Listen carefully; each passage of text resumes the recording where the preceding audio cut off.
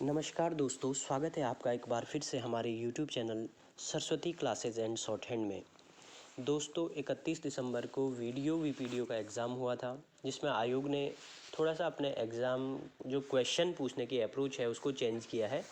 इसको ध्यान में रखते हुए हमने उत्तराखंड की हिस्ट्री, ज्योग्राफी, कल्चरल और जो गढ़वाली कुमाऊनी शब्दावली है, इसको लेकर के कंप्लीट कोर्स तैयार करने का एक डिसीजन लिया है। तो आइए शुरू करते हैं हम उत्तराखंड की ज्योग्राफी से, जिसमें हम पहले उत्तराखंड के मैप को और उत्तराखंड की ज्योग्राफिकल संरचनाओं को पढ़ने का प्रयास करेंगे और उसके बाद हम जिलेवार इसका अध्ययन करेंगे। तो आज सबसे पहले पढ़ते हैं हम उत्तराखंड के बारे में। दोस्तों, उत्तराखंड से संबंधित उत्तराखंड का मैप किस प्रकार से बनता है और क्या क्या कैसे ज़िलों का गठन होता है, इससे संबंधित एक वीडियो लेके मैं पहले भी आया था। तो कंप्लीट में डिटेल में आप उसमें देख सकते हैं, लेकिन एक बार मैं शॉर्टकट में आपको बता देता हूँ कि किस प्रकार से हम उत्तराखंड का नक्शा जो है बनाते हैं और ज़िलों का गठन किस प्रकार से हम करते हैं, कैसे हम इसको याद रखेंगे। तो सबसे पहले आइए दोस्तों देखते हैं।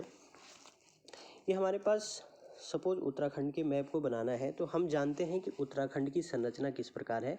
उत्तराखंड की संरचना है एक आयत की तरह, एक आयताकार फॉर्म में हम सबसे पहले उत्तराखंड का मैप तैयार करते हैं। ये हो गई उत्तराखंड की बाहरी सीमा।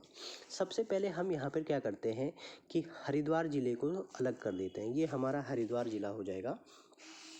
उसके बाद हम क्या करेंगे कि गढ़वाल और कुमाऊं, पहले तो इसको जो है हम दो मंडलों में डिवाइड कर देते हैं। ठीक है, ये हमारा गढ़वाल मंडल हो गया और ये हमारा कुमाऊं मंडल हो गया।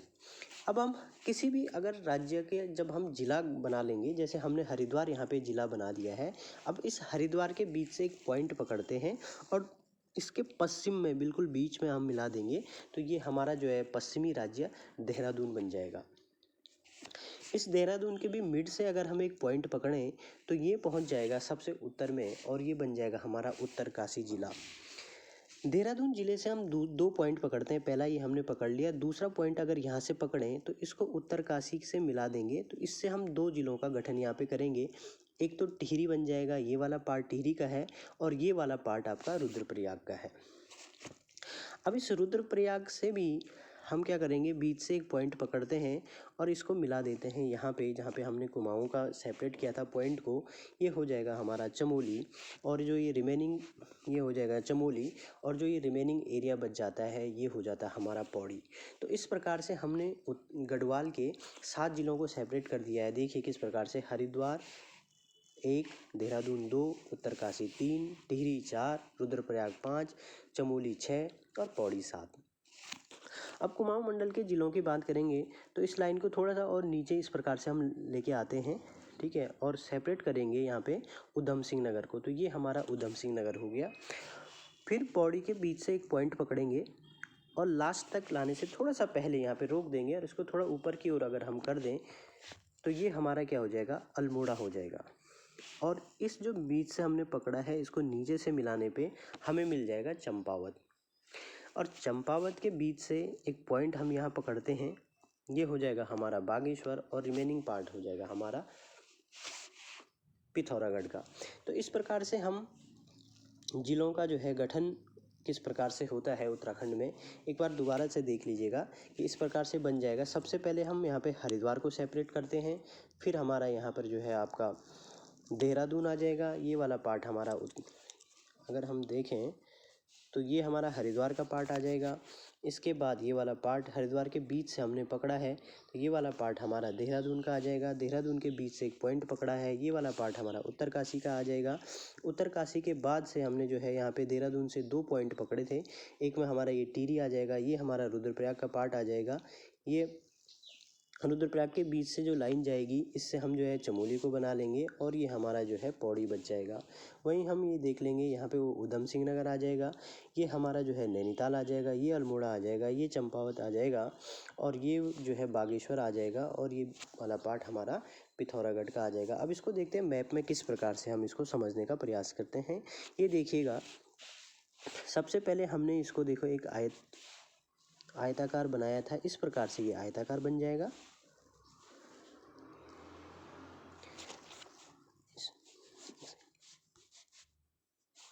अब हम इसमें देखते हैं इसको। सबसे पहले देखिए ये आयताकार बन जाएगा, इस प्रकार से इसको आयताकार फॉर्म में हम लेके आए थे। किस प्रकार से हमने इसको आयताकार बनाया था। सबसे पहले ये देखिए हमने हरिद्वार को सेपरेट किया, फिर हमने जो है गढ़वाल और कुमाऊं 2 मंडलों में इसको सेपरेट किया। हरिद्वार से हमने ये लाइन यहाँ पे अप्रोच करी थी, ये हमारा देहरादून के लग पॉइंट हो गया। और फिर देहरादून के बीच से हमने एक लाइन जो ऊपर उत्तर में मिलाई थी, ये हमारा उत्तरकाशी हो गया। फिर इसी देहरादून से हम एक सेकंड पॉइंट को यहाँ पे अप्रोच कर रहे हैं, जिसको हमने 2 भाग में बांटा था। इधर टिहरी हो गया था, इधर ये रुद्रप्रयाग हो गया था। और जो बचा पार्ट है इसको यहाँ मिलाने से ये हमारा जो है कहाँ हो गया था, एक चमोली का पार्ट हो गया था, दूसरा पौड़ी का पार्ट हो गया था। ऐसे ही हमने क्या किया था, इसी तरीके से कुमाऊं मंडल के ज़िलों को देखा था किस प्रकार से। ये हमारा जो है सेपरेट हो गया इस प्रकार से। ये देखिए नीचे उधम सिंह नगर को इस प्रकार से सेपरेट किया था, ये हमारा उधम सिंह नगर का पार्ट हो गया। और ठीक इसी के ऊपर से इसको 2 भागों में हमने यहाँ पे बांटा था इस तरीके से। ये नैनीताल हो गया था, ये चंपावत हो गया था, और ये वाला पार्ट हमारा अल्मोड़ा हो गया, ये पार्ट आपका बागेश्वर हो गया, और ये वाला पार्ट आपका पिथौरागढ़ हो गया। तो इस प्रकार से हमने उत्तराखंड के 13 जिलों को किस प्रकार से मैप पे बनाते हैं, ये हमने इसको समझा। अब आते हैं हम इसकी भौगोलिक संरचना पे, कितनी लंबाई है, कितने अक्षांश के बीच है। तो सबसे पहले बात करते हैं उत्तराखंड का क्षेत्रफल कितना है।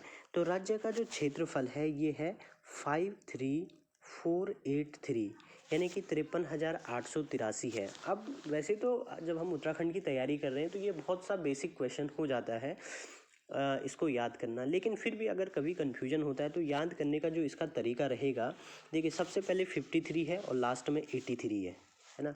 53 और 83 और इनके बीच में फंस जाता है हमारा 4, तो 53 83 के बीच में 4 है, तो ये हमारा राज्य का क्षेत्रफल है 53483, यानी कि 53,483 वर्ग किलोमीटर हमारा क्षेत्रफल है।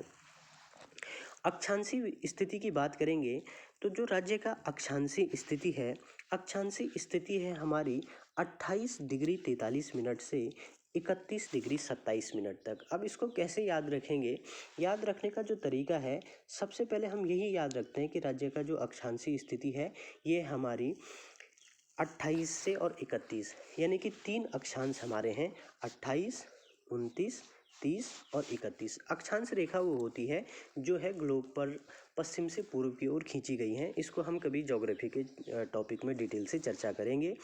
तो कैसे याद करना है, हम सबसे पहले इसमें जो डिग्रियाँ हैं 28 डिग्री 43 मिनट, तो मिनट्स को हटा देते हैं, खाली हम ये याद रखेंगे कि 28 से 31 तक हमारा जो है अक्षांशी विस्तार है।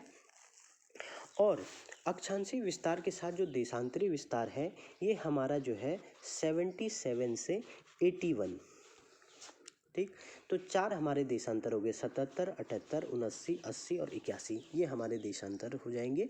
तो इस प्रकार से राज्य का अक्षांशी और देशांतरी विस्तार हमें देखने को मिलता है। इसके बाद आते हैं राज्य की लंबाई और चौड़ाई पे। तो जो राज्य की लंबाई है, राज्य की लंबाई है आपका 358 किलोमीटर, और जो चौड़ाई है वो है हमारा 320 किलोमीटर। कभी भी क्या होगा कि अगर आप देखोगे तो लंबाई जो है हमेशा चौड़ाई से अधिक होती है, लंबाई हमेशा कहाँ से चौड़ाई से अधिक हमें देखने को मिलेगी। कई बार क्या होता है कि कन्फ्यूजन रहता है कि लंबाई ज़्यादा है या चौड़ाई, तो जो राज्य की लंबाई है ये हमारी 358। तो इस तरीके से हम देखेंगे कि जो राज्य का क्षेत्रफल है 53483, 53,483, और जो क्षेत्रफल है ये हमारा क्षेत्रफल ये है, और जो हमारी लंबाई है यानी कि जो राज्य की लंबाई पश्चिम से पूरब की ओर है वो है आपका 358 किलोमीटर, और जो उत्तर से दक्षिण की ओर है वो है हमारा 320 किलोमीटर। अब हम देखते हैं राज्य की सीमाएं किन किन जिलों से मिलती हैं और किन किन अंतर्राष्ट्रीय जिलों से हमारी सीमा मिलती है। तो सबसे पहले हम देखते हैं अंतर्राष्ट्रीय सीमा बनाने वाले जिले। नेपाल से पिथौरागढ़, चंपावत और उधम सिंह नगर, ये 3 राज्य हमारे नेपाल के साथ सीमा बनाते हैं। जबकि चाइना के साथ बनाने वाले राज्य हैं, ये भी 3 राज्य हमारे जो चाइना के साथ बनाते हैं। तो चाइना के साथ बनाते हैं 3 राज्य, देखते हैं किस प्रकार से। सबसे पहले हम देखते हैं उत्तरकाशी, चमोली और पिथौरागढ़, ये 3 जिले हमारे चाइना के साथ सीमा बनाते हैं। उसके बाद जो हमारी सीमा बनती है वो बनती है उत्तर प्रदेश के सर्वाधिक 5 जिलों के साथ हमारी सीमा बनती है। देखते हैं कैसे है। जो उधम सिंह नगर की सीमा बनती है, ये सीमा बनती है पीलीभीत, बरेली, रामपुर और मुरादाबाद से। फिर पौड़ी की सीमा बनती है इधर बिजनौर से, और इधर से जो है हमारा लगता है सहारनपुर। तो यानी कि यूपी के ये 5 ज़िले जो सीमा बनाते हैं, पहला तो यहाँ सहारनपुर है, दूसरा हमारा यहाँ पे बिजनौर है, तीसरा यहाँ पे मुरादाबाद है, चौथा यहाँ पे जो है रामपुर है, फिर यहाँ पर बरेली है और फिर पीलीभीत है। तो इस प्रकार से हमारे सर्वाधिक सीमा जो है उत्तर प्रदेश के साथ बनती है 5 जिलों के साथ। और फिर आता है हिमाचल प्रदेश। तो हिमाचल प्रदेश के साथ देहरादून और उत्तरकाशी, इन 2 राज्यों की सीमा बनती है देहरादून के साथ। अब हम राज्य की जिलों का गठन करने का तरीका हम सीख गए हैं, किस प्रकार से राज्यों के जिलों को हमने गठित किया है, क्या राज्य की लंबाई है, चौड़ाई है, क्षेत्रफल, ये हमने सब पढ़ लिया। अब हम देखते हैं कि राज्य में सबसे छोटा जिला कौन सा है, सबसे बड़ा जिला कौन सा है।